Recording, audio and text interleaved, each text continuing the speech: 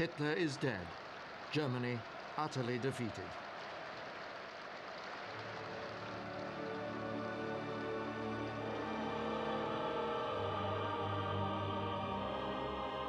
As Soviet veterans, officers and men take the long road home, memories of pre-war days are purged by the magnitude of victory. Slava, glory, glory to Stalin, the banner proclaims. Stalin's omnipotence is accepted, applauded, celebrated, merged with the victory of the people and army in a great parade. A gigantic display of military and political power.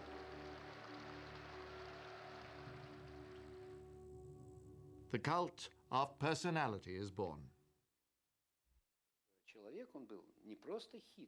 He was not just a cunning man. I think there isn't a single Shakespearean villain who even comes close to him in terms of guile and the organization of Machiavellian deeds. His road to power has been a bloody one. He's murderously trampled opposition wherever it might arise.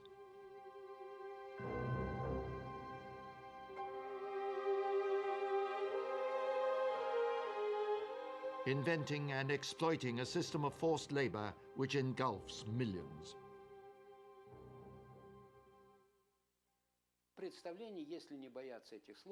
In my opinion, he was the greatest Tsar in the history of Russia.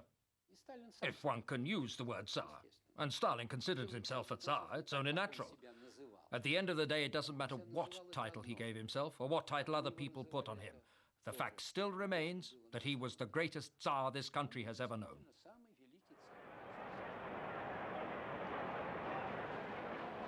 But today, nobody approaches him in the Soviet people's affections, except perhaps Georgy Zhukov, the military architect of victory who now leads the parade.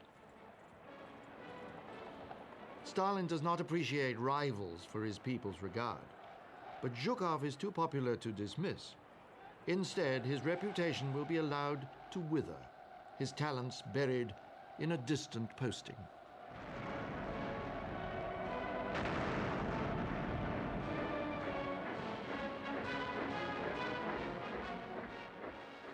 It will be some time before the term superpower is coined.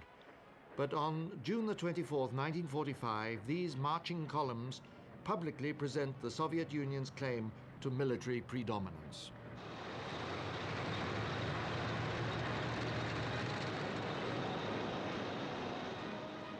The climax of the parade resounds with symbolism. A battalion of heroes of the Soviet Union hurl the banners of the defeated enemy at Stalin's feet.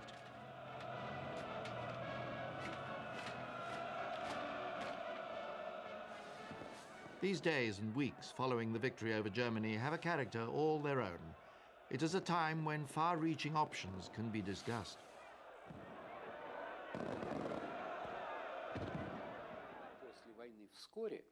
At one of the meetings after the war, some of our generals suggested that we just keep our tanks rolling to the English Channel. Marshal Budyonny, one of the most zealous proponents of this idea. But Stalin interrupted him rudely and said, and who would feed them? By them, he meant the Western Europeans. Nevertheless, in the east, in the Magadan area, there was an airborne army stationed ready at any moment to attack Alaska. And if Comrade Stalin so desired, so they could have moved towards New York or Washington. But first, Stalin turns east.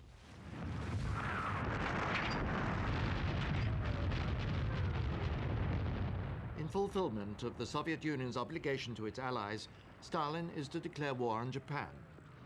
He would not be Joseph Stalin without a concealed agenda. He plans a landing on the island of Hokkaido, an annexation or political control of almost 1/3 of the national area of Japan. He is deterred by the flight of a lone aircraft, the Enola Gay, and the bomb it carries.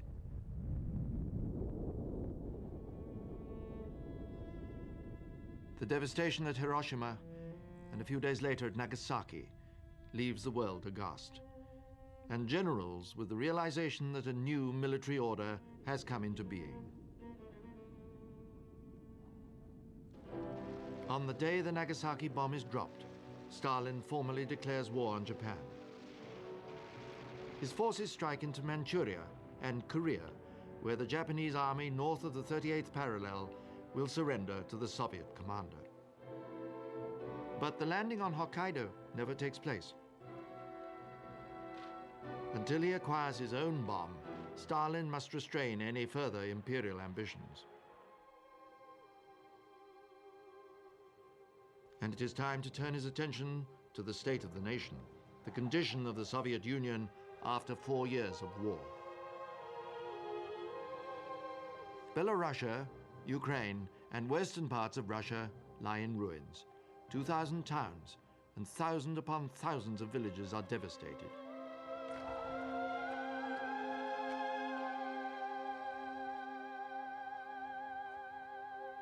Over 25 million people without real homes.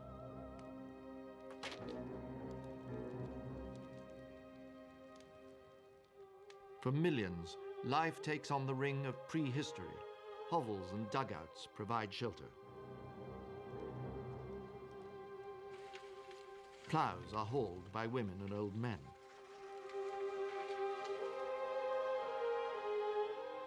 But amongst the abandoned impedimenta of the German armies, at home, Soviet citizens, and above all women, begin the long fight back.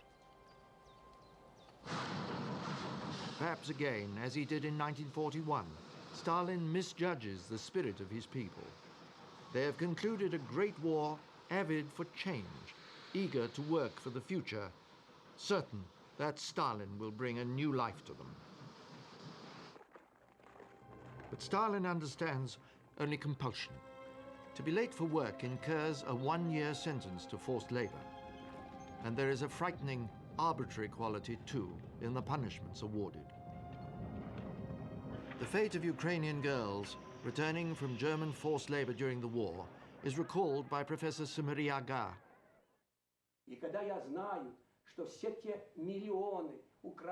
And I know for a fact that millions of Ukrainian girls who wanted to go home were sent straight to the mines in the Donbass region as a punishment for being in Germany and working for the enemy.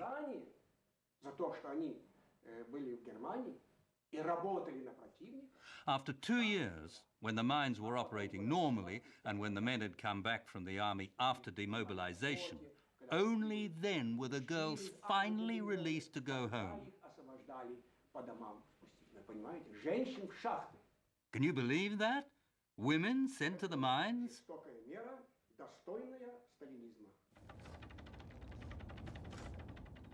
But on thousands of work sites like these throughout the country, people come voluntarily to perform the harshest labor. Massive efforts are put into rebuilding what the Germans have destroyed. But as reconstruction gets underway, the credit will all go to the party and to Stalin.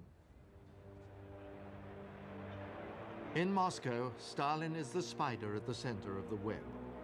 His correspondence file carries reports from Melenkov and Beria about events in all parts of the vast country. No item is too trivial for his attention. Traffic violations by children of ministers, details of the illicit distillation of vodka. It is in this file that a document sets the term for the return of German prisoners of war at the 1st of January 1949, although it will be another 5 years before all surviving German prisoners are returned. The labor of the over 1 million German prisoners in Soviet hands is beyond and apart from the Gulag system. By comparison with Soviet prisoners within the Gulag, their life is modestly privileged. They wear their own uniforms, are commanded by their own officers, and are allowed to write letters home. Acutely conscious of how his own people can be tainted by foreign contact, perhaps Stalin feels that these Germans, when they finally return to Germany, will spread the word. Willing Germans are put through a period of communist indoctrination. Some, no doubt, are genuinely convinced. For others, it is more the attraction of better living conditions than of Marxist teachings.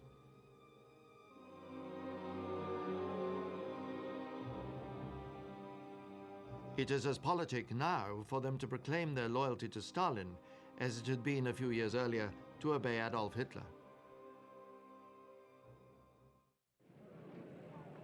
But for those Germans judged guilty of war crimes, and for Soviet citizens condemned as traitors, there is no mercy. The last public execution in Russia took place in the 18th century. Now, the spectacle is revived in town squares in the Western Soviet Union.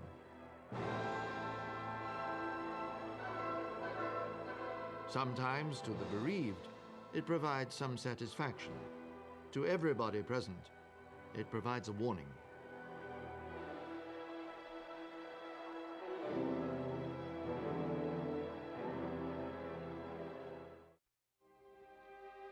The Baltic states, devastated by war, are forcibly joined by Stalin to his empire.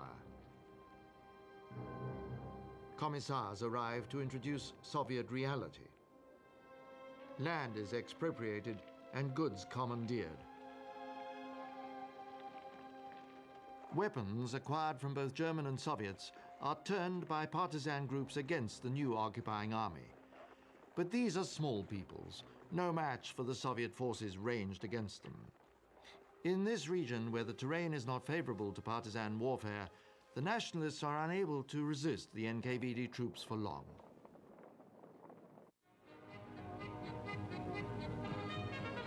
And so the peoples of the Baltic states join so many others in Stalin's dance of death.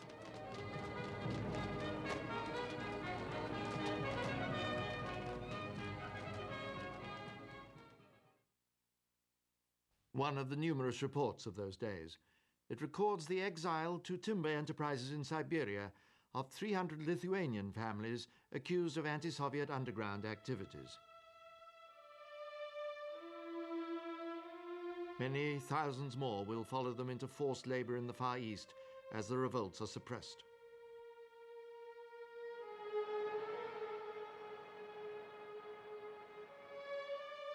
There is also unrest in the western Ukraine.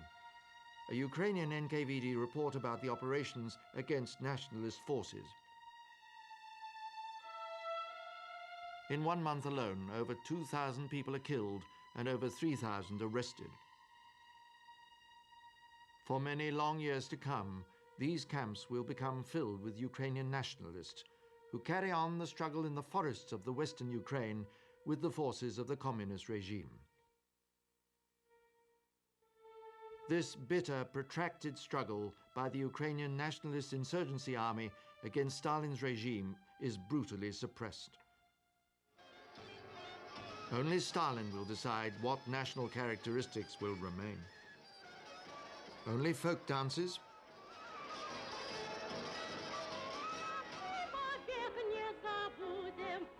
or songs.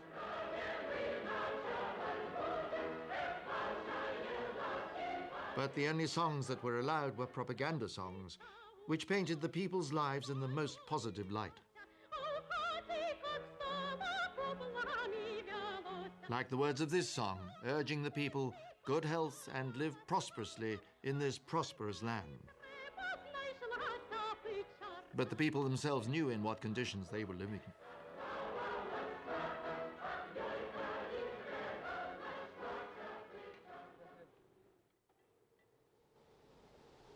In these first post-war summers, Soviet reconstruction has the weather to fight too. In the Ukraine and other fertile grain-growing areas of southern Russia, the year 1946 brings first drought, then crop failure. There are no reserves. In the high summer of that year, famine once again visits the whole country. Throughout the country, millions of children are at risk. Many thousands of babies die before their first birthday.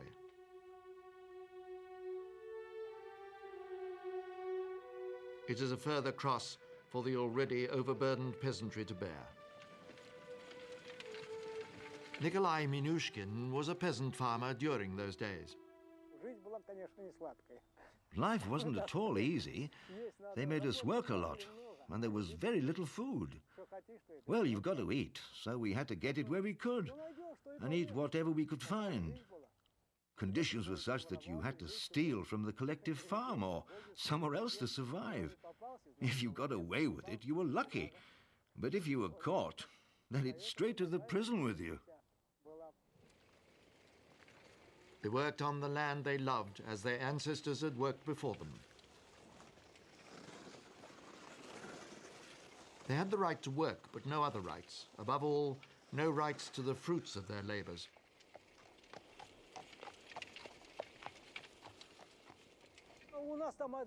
One day, one of the women went to pick mushrooms with her young son. Well, on the way to the forest, she started just casually picking 1 or 2 ears of wheat or rye in the field. Well, she was spotted by the guard and was immediately sentenced to 5 or 6 years in prison. How many ears could she have picked?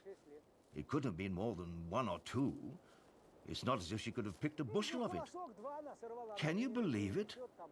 You'd have been arrested even for 1 ear of grain if they saw you. At the top was Stalin. Below him, a hierarchy of mini-Stalins, the local bosses who supervise the peasants. Their function? To deliver the peasants' crop to the state. Targets are increased every year, and any boss failing to reach the new targets will be considered an enemy of the people and mysteriously disappear. Well, the authorities are the authorities. They had all the privileges. They were provided for. They were entitled to 16 kilos of flour. They used to get everything brought and given to them.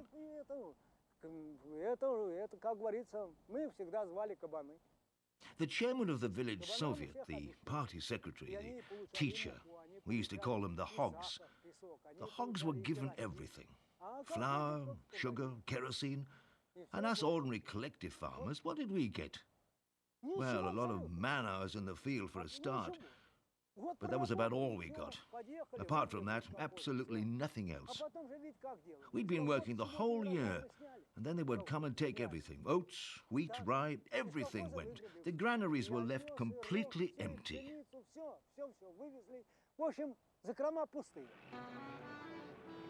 To feed the illusion of peace, prosperity, and plenty, the workers are filmed taking their produce to Moscow for a festival. This is not gesture made of their own free will. They did not have internal passports, and without papers, it is impossible to leave their villages. They are chained to the land. We were very frightened all the time. You might be sitting with me with a glass or two, and you might let slip something about the farm leadership or the government, or about Stalin. And by the time you got back home, they'd already be waiting for you. Well, you'd get back home, and sure enough, there they'd be, saying, "Right, come along, you." Then off we'd go, right away to the carriage, to the cattle truck, and to lock and key, with one guard in one corner and the other one in the other corner, and off you'd go. Where to? Well, you'd know soon enough when you got there. Stalin, the provider of spectacle. Stalin, the showman of genius. The illusionist of conviction.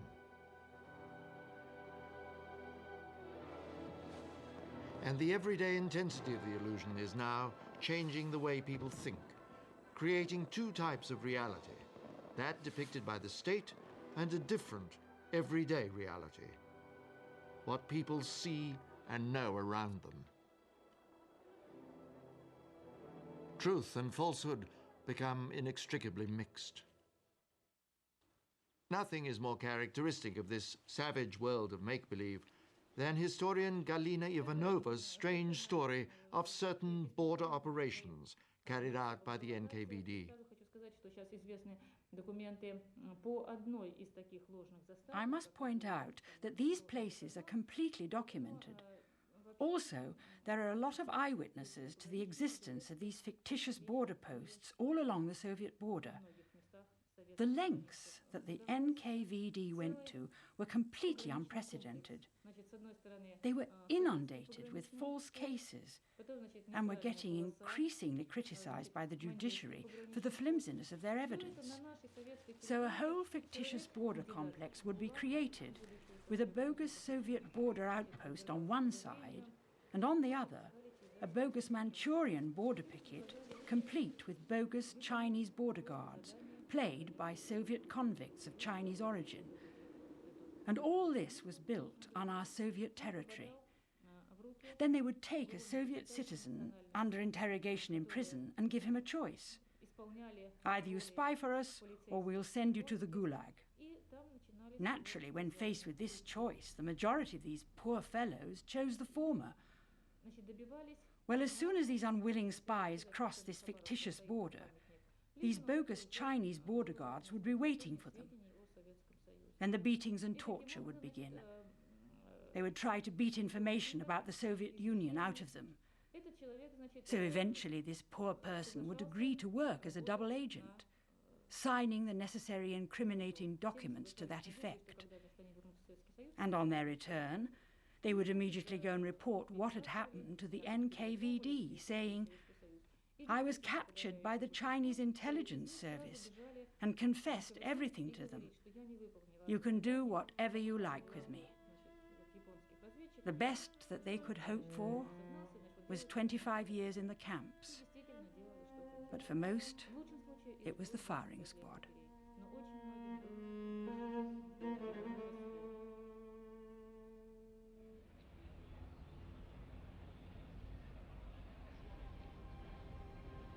Voting procedures are diligently carried out, but they can mean nothing because the results are preordained. An absurd ritual has become a political system.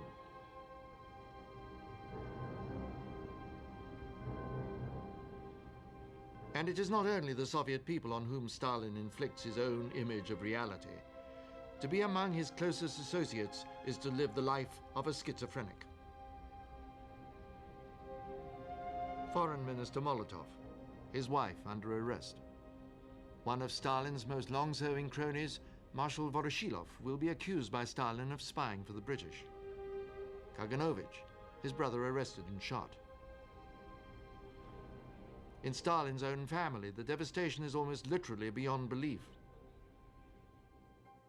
Anna Alliluyeva, Stalin's wife's sister, mistakenly wrote a book of memoirs and received a 10-year prison sentence.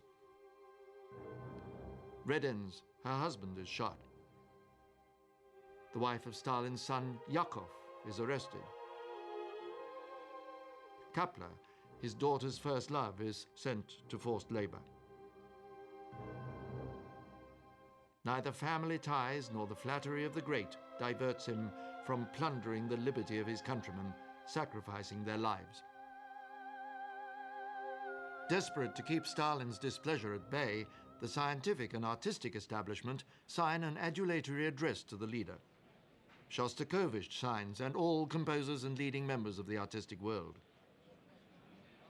But though Stalin needs adulation, it will not protect the intelligentsia in these early post-war days from a denunciation, a hint, a word in Stalin's ear.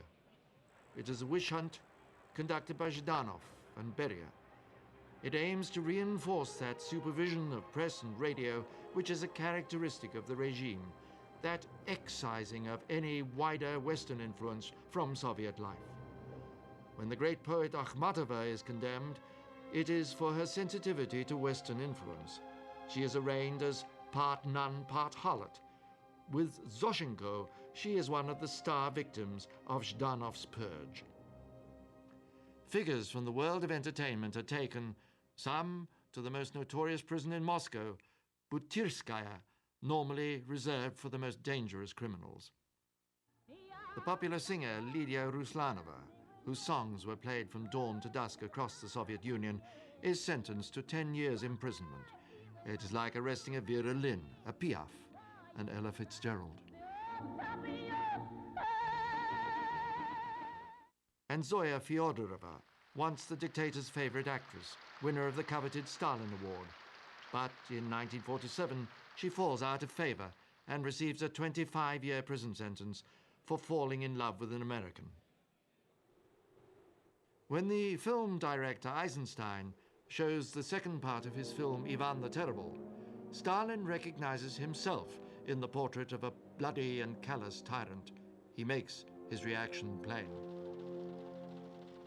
Only a fatal heart attack saves Eisenstein from Stalin's wrath. In this world, the prison is more than a threat, a symbol. For thousands in the Zhdanov years and after, it is the first step on the road to Stalin's reality.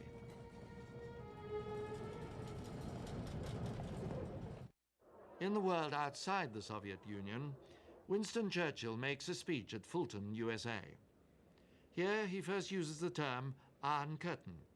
An Iron Curtain, he proclaims, has descended between Stettin on the Baltic and Trieste on the Adriatic. If not the birth, it is the public christening of the Cold War. Stalin responds. He makes one of his utterly unexpected telephone calls. They are, to some men, the most frightening moments in their life. The cartoonist Yefimov was working on a cartoon of Eisenhower.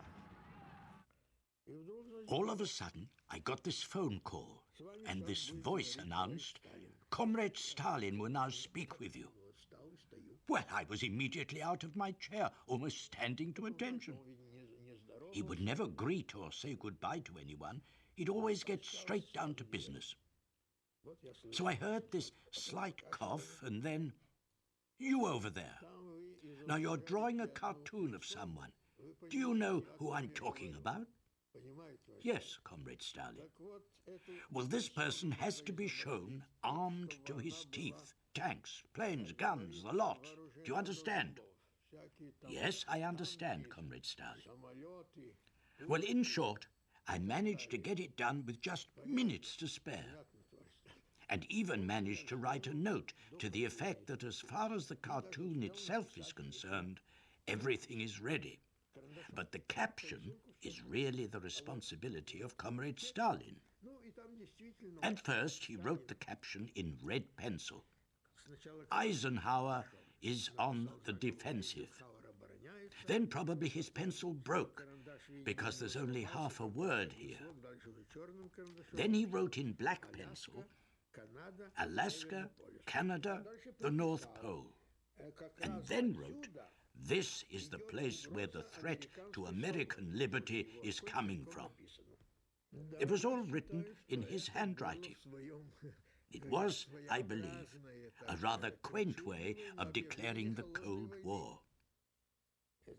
Quite frankly, I was within a hair's breadth of death, because if I hadn't fulfilled my task to Comrade Stalin's liking, then he, as was his wont, would have wasted little time in having me investigated. And I'm sure our NKVD friends in the Lubyanka would have had little difficulty in proving that I had been deliberately not doing my job properly on the orders of the CIA, or something like that. But for Stalin, there can be no Cold War on equal terms until atomic parity is achieved. The result, on the 25th of September, 1949, is a portentous announcement from Moscow. The news agency TASS announces the successful testing of the first Soviet atomic bomb.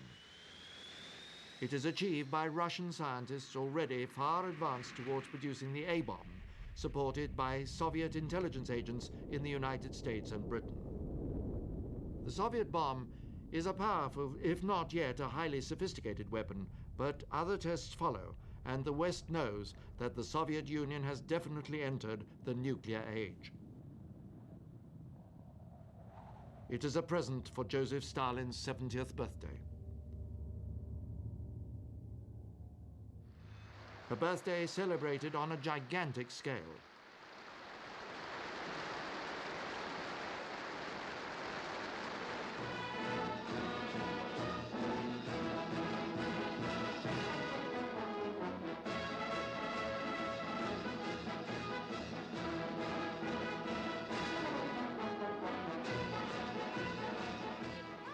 A new figure is present at Stalin's side during the celebrations in December 1949. Only 2 months earlier, Mao Zedong has led his communist army to victory. He is now the unchallenged leader of the new People's Republic of China. It is potentially a vast access of power to the communist world. But as Stalin watches the massive birthday displays arranged in his honor, he has no way of knowing how independent a force China will be. During the celebrations, Mao and Kim Il-sung of North Korea pressed Stalin to endorse a North Korean attack on the south. With expansion westward blocked by the formation of NATO, Stalin cautiously agrees. Within 6 months, American pilots are in aerial combat with Russian planes over Korea. To Stalin's surprise, the US has reacted rapidly and under the banner of the United Nations. In one of his cables to Mao Zedong, Stalin stated, "A prolonged war would be profitable for us. I think we should let it last for another 2 or 3 years. It is true that the Koreans will suffer a lot as a result, but they are doing it for the world proletariat revolution, because the longer we can drag out the war, the more exhausted the Americans will become." But he was quickly forced into negotiations when there was talk of using nuclear weapons. We had only a few nuclear bombs, and they were nothing like as powerful as those available to the Americans, and so ended this infamous war. At the 19th Party Congress, he delivers a derisive lecture on the nature of Western liberties. It is impossible to know whether he recognizes in it an accurate description of the state he himself has built. Their so-called personal freedom is non-existent.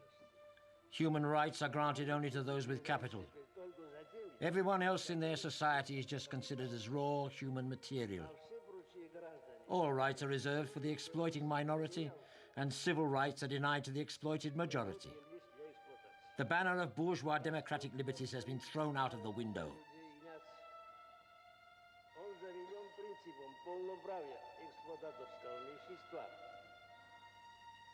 It is for us, the true representatives of humane democratic parties, to pick this banner up and carry it on further.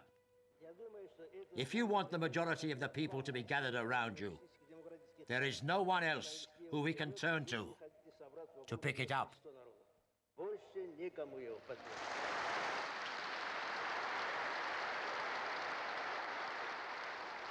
Stalin's true state of mind in these days will perhaps now never be known. Yellow-eyed and watchful, Stalin can turn his terrible suspicions against anyone, however senior, however impressive their loyalty in the past. At a party plenary session, Professor Volker Gernhoff recounts, Stalin pounced on Voroshilov, Mikoyan and Molotov, accusing them of being British spies. It was, of course, beyond any normal kind of reasoning, and everyone sort of shrank back. There was a dead silence. In these last months of his life, Stalin now turns on the medical profession, and especially the Kremlin specialists, many of whom are Jewish. In what will become known as the doctor's plot, he arrests Vinogradov, an eminent specialist. He is one of the first of many doctors, mostly Jewish, to hear the creak on the stair, the midnight knock, to be arrested and tortured, to confess a plot to poison members of the government. The patent absurdity of the accusations shocks everyone in the Kremlin milieu.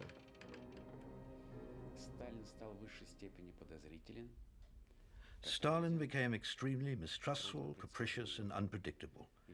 Everyone felt, and I think their presentiment was correct, that the case of the doctors was to be the signal of a new gigantic wave of purges in the country, and that if he did not die, then we would have even worse purges than we had had in the 30s. Stalin's dacha.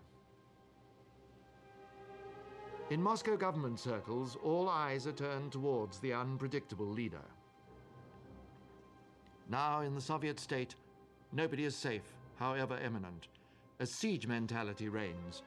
Throughout the country, the fear is of spies and of denunciation for spying.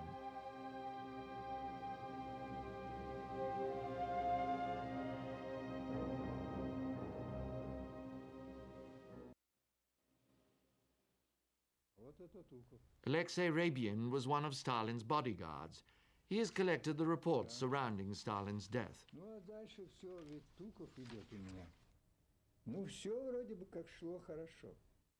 Well, at first, everything seemed to be going smoothly enough. But it was already 1 o'clock, and Stalin hadn't called for anybody yet. At 2, there was no call. Then again at 3, nothing. What could all this mean? Stalin's sleeping routine had been completely ruined. That was the problem. Well, at approximately 6:30 p.m., a light came on in the big hall, so everybody relaxed a little. Now he's bound to call somebody. But there was still no call.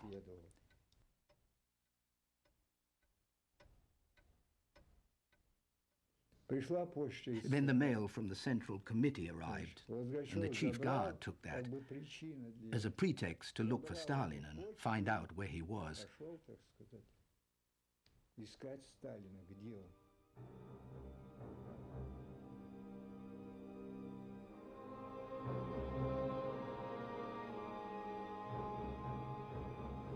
And when he went in, there was a terrible sight. Stalin was lying on the carpet.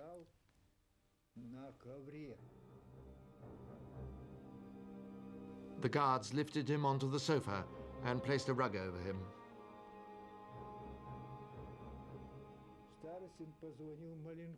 Chief Guard Starostin immediately phoned Malyenkov because he was the second in command next to Stalin. He mumbled something incomprehensible in the receiver and hung up. The other guard, Logachev, remained there, keeping watch over the ailing Stalin. Then Malyenkov called for a second time. Can you imagine the nerve of the man? Go and find Beria, yourself. I can't find him. If he couldn't find Beria, his own friend, then how were we simple guards to know where that devil of a man might be? The comrades in arms finally arrived at 3 a.m. Beria came in wearing a pince-nez, throwing back his head and making a racket. He was pretty boorish in general. So he noisily came into the hall where Stalin was lying. Malyenkov had a new pair of boots, which were squeaking, so he took them off in the anteroom, in the corridor, put them under his arm, and came in his socks.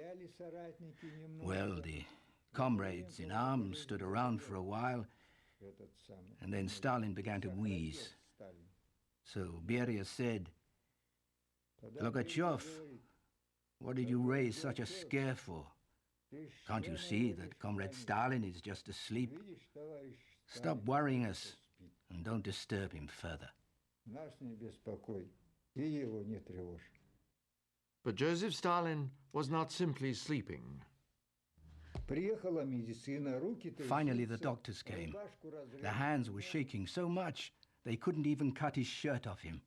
Well, just imagine their state of mind. Not only were they confronted with the sight of Stalin dying before their very eyes, but also they had that butcher Beria looking over their shoulder the whole time saying, "Can you guarantee Comrade Stalin's life? Go ahead with emergency surgery, but I warn you, if he dies, the doctor responsible will be shot." He dies during the night.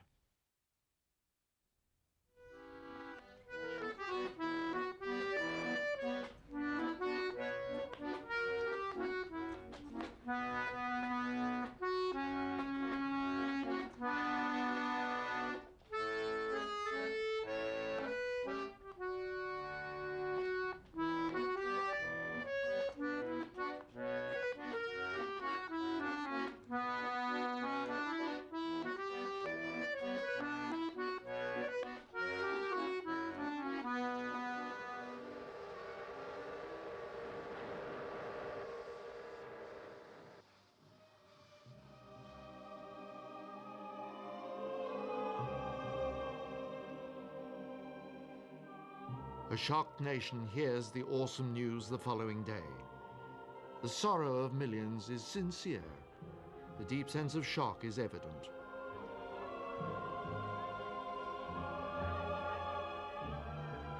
It is as if the protection of an autocratic father has been withdrawn.